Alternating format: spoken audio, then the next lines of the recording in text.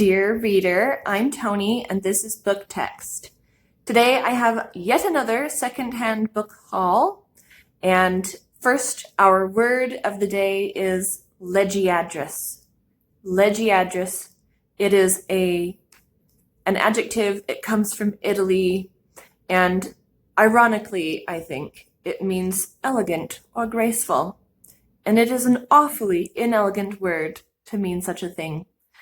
Do you know of other words that are ironic in their meaning, where they don't really preach or they don't really practice what they preach? So leggiadrous.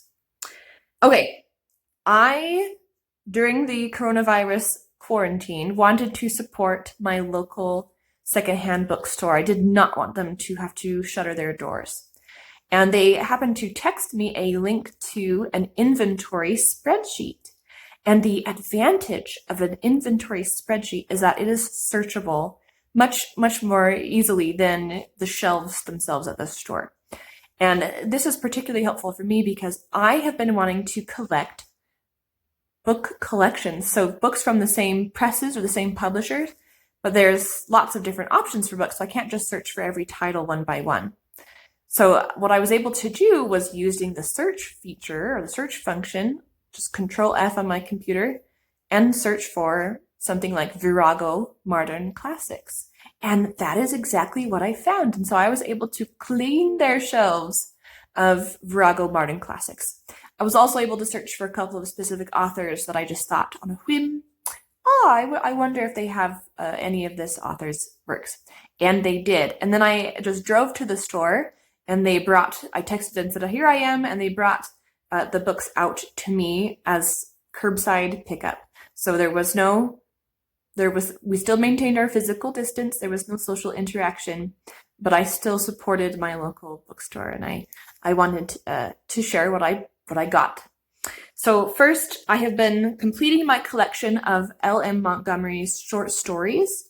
They were nicely collected into these books in the late 80s, I want to say, early 90s.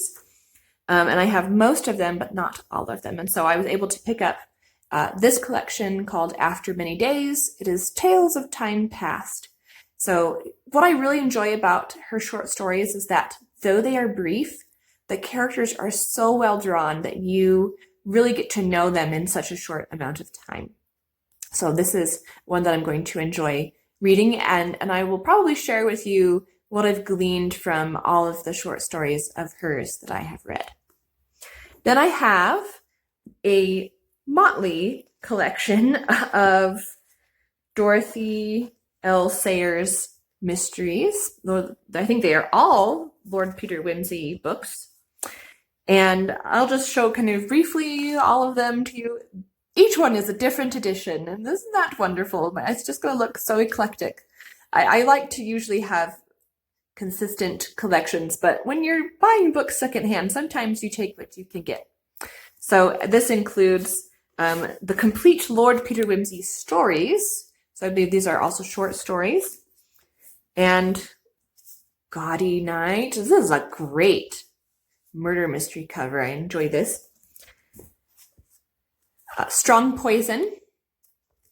And Whose Body. And Whose Body is actually the only one that I've already read. I listened to it on audiobooks, and now I own a copy of it.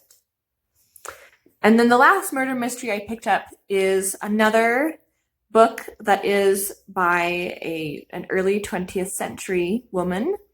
This is Flowers for the Judge by Marjorie Allingham, a Lord Campion mystery. I'm sorry, Lord Campion. Albert Campion. Lord Peter Wimsey was on my mind. Albert Campion mystery. So I haven't started reading any of Marjorie Allingham's, and I'm excited to have one to start with. Continuing with my goal to read early 20th century women writers, I have Nancy Mitford's, this is 2 books in one, Christmas Pudding and Pigeon Pie. And so I'm looking forward to starting Nancy Mitford. I haven't read anything by her. And finally, my Virago Modern Classics that I was able to pick up. So first, Molly Keane's Full House. Molly Keane is an Irish writer. have not read anything by her either. I also have The Adventures of Elizabeth in Rugen, and Elizabeth von Arnim is the writer, and I haven't read anything by her either, although she comes highly recommended by many booktubers that I follow. Then a Daphne du Maurier story, Julius. I actually had not heard of this one. I have read a short story collection by Daphne du Maurier, including the infamous story, The Birds. Such a scary story. It still haunts me. The image of the birds floating on the ocean, waiting for nightfall to come, haunts me when I'm falling asleep almost every night. So this is Julius. Don't know anything about it, but I'm looking forward to reading more Daphne du Maurier. And the last one is, my books are going to fall over, so many of them. Elizabeth Taylor's Mrs. Palfrey at the Claremont. Not a great cover. I mean, none of these were really perfect covers for me, for my tastes, but I am happy to have the content, and it has a good book design inside, a good feel to it. Another one, I have not read any Elizabeth Taylor, but I am ready to start. I want to meet this goal of getting to know more about the early 20th century women writers.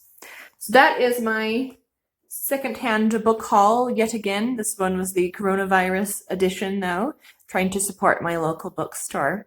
Remember, there is always another book.